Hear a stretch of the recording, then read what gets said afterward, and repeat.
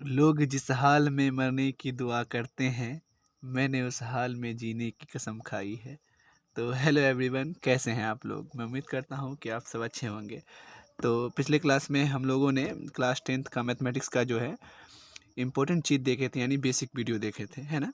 तो आज की इस वीडियो में हमारे प्यारे दोस्तों और बच्चे, आज हम देखेंगे कि हमने यूक्लिड विभाजन एल्गोरिथम के बारे में चर्चा किया था और मैंने आपको बताया था इस प्रकार से कि ये जो होता है ए बराबर बी क्यू यहाँ आर आता है, यानी ये से कहते हैं आप भाज्य, है ना? भाजक कहते हैं ना, इसको क्या कहते हैं? भागफल कहते हैं। इसे क्या कहते हैं? शेषफल। तो मैंने ये आपको बताया था ना, डिवाइजर, डिविडेंड, कोसेंट, रिमाइंडर, ये मैंने बताया था। यानी मैंने कहा था कि यहाँ से सूत्र भी मैंने बताया था कि भाज्य बराबर भाजक, है ना? उस वीडियो का लिंक आपको डिस्क्रिप्शन में मिल जाएगा, देख सकते हैं। यहाँ पे प्ले लिस्ट में है तो बहुत अच्छी बात है। भाज्य बराबर भाजक गुने भागफल और प्लस क्या आएगा? तो शेषफल, अर्थात ए बराबर बी क्यू प्लस आर। आपने ये सीखा था, जहाँ मैंने कहा था कि अगर मान लीजिए कोई संख्या यहाँ पे लेते हैं, अगर 8 है और हम इसको 5 से भाग देते हैं तो 5 एकम 5, अर्थात यहाँ क्या आया? 3। यानी हमेशा मैंने कहा था ये जो आर होगा अपना रिमाइंडर होगा, यहाँ पे जो आर है ये हमेशा क्या होगा? ये जो भाजक बी है इससे ये हमेशा छोटा होगा, है कि नहीं? और हमेशा 0 के बराबर, यानी अगर मैं 5 को अगर 5 से ही भाग दे दूँ तो 5 एकम 5 यानी 0। यानी आर से आर का मान जो है हमेशा बी से तो छोटा होना है, क्योंकि हमेशा ये देखिए अभी 0 है तो बी से छोटा ही है, 3 है तो बी से छोटा ही है। अर्थात कि ये जो आर का मान होगा बी से छोटा होगा, लेकिन 0 के एक बार क्या हो रहा है? 0 के बराबर आ रहा है, 0 आ रहा है, 0 से बड़ा आ रहा है, अर्थात 0 से आर का मान 0 से बड़ा या 0 के बराबर आएगा। ये चीज़ आपको याद रखना है, यहाँ से ऑब्जेक्टिव भी क्लियर होता है, ठीक है? तो ये चीज़ आपको ध्यान में रखना है, ठीक है? तो इसी के साथ हम लोग स्टार्ट करेंगे आज के क्वेश्चन को। तो काफ़ी आसान है, मैं उम्मीद करता हूँ कि आपको समझ में आया होगा। और उससे पहले कुछ और हम बेसिक बात जान लेते हैं। और यहाँ कुछ भाज्यता का नियम दिया गया है, ठीक है? आपको ये ज़रूरत पड़ सकती है। यानी 2 से विभाज्य संख्याएँ, यानी यदि किसी संख्या के इकाई स्थान पर 2 आपको मिल जाए, 4, 6, 8 है, तो वह संख्या 2 से विभाज्य होगी। क्लियर है? यानी किसी भी संख्या के इकाई स्थान पे, मान लीजिए इकाई 24 लिखा मैंने, तो इकाई स्थान पे इसका क्या है? 4 है, अर्थात ये समझ जाइएगा कि 2 से कहीं न कहीं ये विभाजित हो रहा है ना? तो आप ये समझ लीजिएगा। अगला है 3 से विभाज्य संख्या, यानी 3 से विभाज्य का नियम क्या है कि यदि दी गई संख्याओं का योग, है ना, 3 से विभाजित है, मतलब यदि दी गई संख्याओं का अंकों का योग है, संख्याओं के अंकों का योग यहाँ पे होना चाहिए। किसका? अंकों का योग क्या होना चाहिए? 3 से विभाजित है तो वह संख्या भी 3 से विभाजित होगा। यानी मान लीजिए मैं लेता हूँ 111 ले लिया, तो आप तीनों को जोड़िए, 1 2 3, यानी क्या पूरा 3, 3 से विभाजित है कि नहीं? इसका मतलब ये भी 3 से विभाजित होगा। आप काटिए, 3 तिया 9, इसमें क्या बचा? 2, 3 7 21, यानी 37 बार में ये कैंसिल हो गया। आप किसी भी चीज़ को ले सकते हैं, अगर तीन संख्या का योग अगर 3 से विभाजित होगा तो वो संख्या भी 3 से विभाजित होगा, इसमें कोई दिक्कत वाला बात नहीं है। अब 4 से विभाजित संख्या है, यदि दी गई संख्याओं का अंतिम 2 अंक 4 से विभाजित है, यानी दी गई संख्याओं का अंतिम 2 अंक 4 से विभाजित है तो वो संख्या भी 4 से विभाजित होगा। यानी अगर मैं इस तरह से लिखता हूँ, ये लीजिए 224, यानी अंतिम 2 अंक ये 4 से विभाज्य है, इसका मतलब क्या? ये 4 से कटेगा।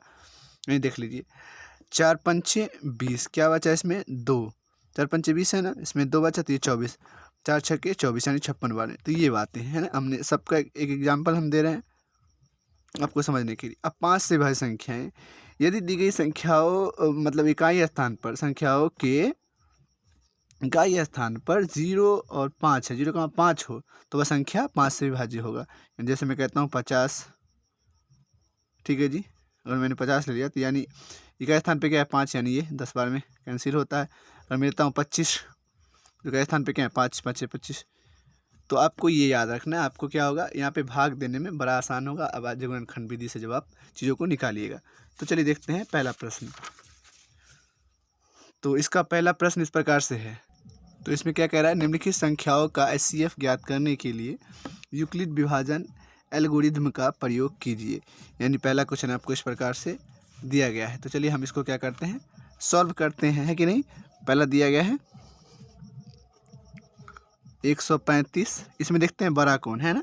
तो 135 है और 225 में कौन बड़ा है, तो 225 बड़ा है ना। इस प्रकार से हम लिख सकते हैं। अब हम इसको क्या कर देंगे, यूक्लिड विभाजन एल्गोरिथ्म से हम इसको प्रयोग करके बनाना है। तो सबसे पहले हम लोग क्या निकालेंगे, इसका अभाज्य गुणनखंड विधि द्वारा निकालेंगे, उसका HCF ज्ञात करेंगे। यानी 225 है तो इस प्रकार से लिखेंगे, 225 है, आप इसको बीच में लिख दीजिए और 135 को यहाँ लिखिए, है ना। एक बार में लिखिएगा 135, क्लियर है। अब घटाइए, यहाँ क्या आ गया 0 और ये हो गया 12, 12 में 3 गया तो 9। अब ये 135 यहाँ लिया, ये 2 बार में लगाइए, 35 2 ना 90, है कि नहीं। घटाइए, 5 में 0 मतलब गया तो क्या बचा, 5 बचा और यहाँ क्या बचा, 13 में से 9 गया तो 4, 45। अब इस 90 को 90 को यहाँ लाइए, इस प्रकार से चीज़ें करिए, 45 2 ना 90, है ना। यहाँ आ गया 0 0। अर्थात आप अब क्या कीजिए, आप भाज्य बराबर भाजक गुने भागफल प्लस एस पर बैठा दीजिए। बहुत आसान है। देखिए अब जानते हैं, क्या जानते हैं, यूक्लिड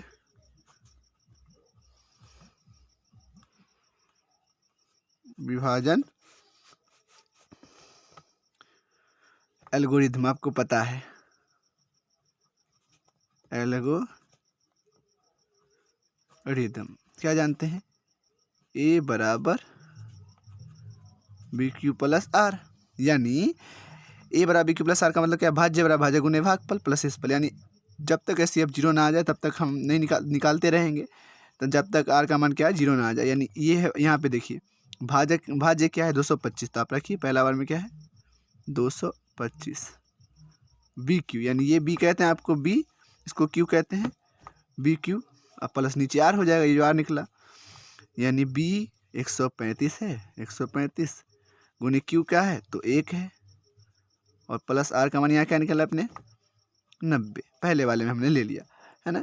अब क्या है, R का मान 0 आया है, नहीं, R बराबर 0 नहीं आया है, इसलिए आगे प्रोसीजर करेंगे। फिर यहाँ दूसरा सेकेंड स्टेप में हमने क्या किया है, मैंने इसको पहला स्टेप मान, इस प्रकार से भी आप लिख सकते हैं, कोई दिक्कत नहीं, ठीक है।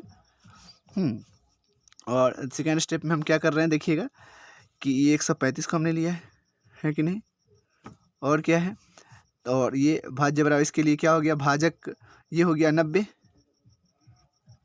गुने भाग 2 और प्लस शेष पल क्या है, यहाँ पे बचा था 45। R का मान 0 आया है, नहीं, यहाँ पे 0 नहीं आया, तो कॉमा R बराबर लिख देंगे नॉट 0, है ना। अब तीसरी बात क्या है, अब क्या है, मैंने भाज्य बराबर क्या लिया था 90, बस उसको लिख दीजिए। अब इसको आप क्या कहला, डेकोरेट करना है आपको बस आसानी से। 90 भाजक गुने भागफल यानी 45 इंटू 2, अब प्लस क्या बचा अपने पास 0 नीचे, यानी R बराबर 0 आ गया है। तो लिखेंगे अतः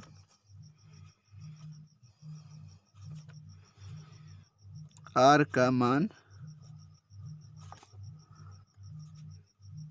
0 प्राप्त हो गया है, इसलिए 135,225 का HCF जो आपको यहाँ आएगा ये HCF होगा, ये वाला HCF 45 होगा, ठीक है। इस प्रकार से आप चीज़ों को फाइंड कर सकते हैं, है ना, काफ़ी आसान। चलिए आप देखते हैं इसी का दूसरा 196 38 220, है ना। दूसरा क्या है 196 बड़ा क्या है 38 220, तो इसमें क्या है, बड़ा ही आसान है। आप इसको ले लीजिए, यहाँ साइड में अपना ये रफ वर्क में कर सकते, आपको एग्जाम में ये लिखना है, बेसिकली ये भी लिखिएगा चलेगा, लेकिन ये लिखना है, ठीक है। तो 38 220 इसको तो आप याद ही रखिए, 196 है ना, 195 से आप गुना कर लीजिए इसको एक ही बार में, 38,220 आ जाएगा, कन्फर्म आ जाएगा, है ना। जीरो यानी जीरो आ जाएगा यहाँ पे।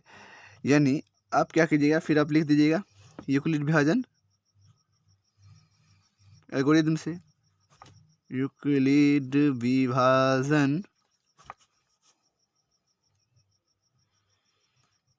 एल्गोरिथम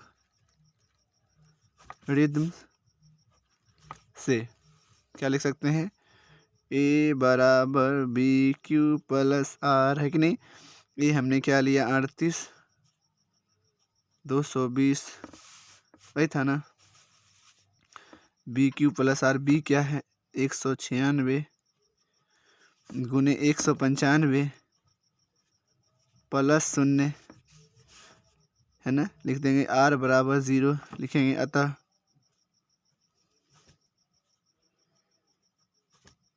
आर का मान 0 प्राप्त हो गया है। इसलिए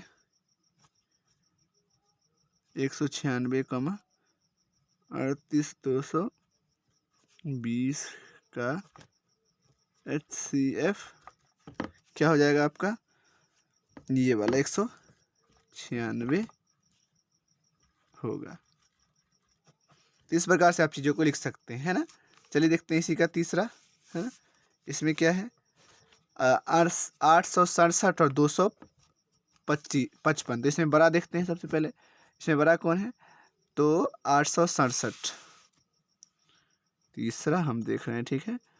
867 बड़ा है 255 है, 255 ही है, 255 से चलिए ठीक है। फिर हम रेफ पेज में काम क्या वर्क करेंगे देखिएगा, बस इसी चीज़ों को हम लिखते जाएंगे। 867 है, 265 है ना। चलिए अब हम लगाते हैं, 3 बार में लगाते हैं। पंक्तियाँ 15, 5 हाथ में क्या हो गया 1, पंक्ति 15 1 16, है ना। और फिर से लगाइए, 3 दूना 6 1 7, 765 घटाइए। यहाँ पे क्या आ गया आपके पास 2 0 और 1, 102, क्लियर है। अब चलिए यहाँ देखते हैं आगे। फिर हम 255 को यहाँ लाते हैं। फिर यहाँ कितना बार में, 2 बार में तो ज़्यादा चला जाएगा, 2 बार में 102 है तो ज़्यादा चला जाएगा, तो हाँ चलिए 2 बार में 204, है ना। 204, 1 बचा अपने पास, ये 5 बचा है ना, यहाँ तो 0 हो जाएगा। फिर अब 102 को कहाँ लाते हैं, यहाँ लाते हैं, क्लियर है। 51 दूना 102, यानी अपना काम हो गया ना। तो फिर से आप लिखते हैं, क्या लिखेंगे, यूक्लिड विभाजन एल्गोरिथम से काफ़ी आसान है, आप इस प्रकार से लिख सकते हैं। विभाजन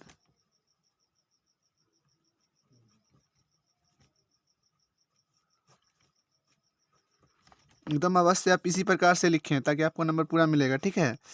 एल्गोरिथम से वैसे बैठा दीजिए, जानते हैं आप ए बराबर बी क्यू प्लस आर, यानी ए मान क्या है 867 बराबर बी क्यू, यानी 255 गुने क्यू 3, आर क्या 102, आर बराबर नहीं है 0, है कि नहीं। अब क्या ये लिए हैं 255 लिख दीजिए आप, ये आ गया 102 गुणित क्या 2 प्लस 51, आर बराबर 0 नहीं आया ना, तो आर बराबर नहीं 0 लिखिए। अब नेक्स्ट पॉइंट, 102 भाज्य है, भाजक गुने भागफल, भाजक गुने भागफल प्लस शेष फल, यहाँ 0 आ गया, तात आर बराबर 0। फिर लिख देंगे वही चीज़ आता,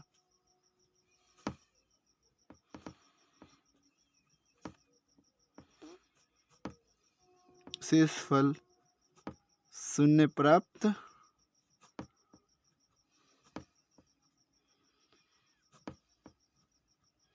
हो गया है। इसलिए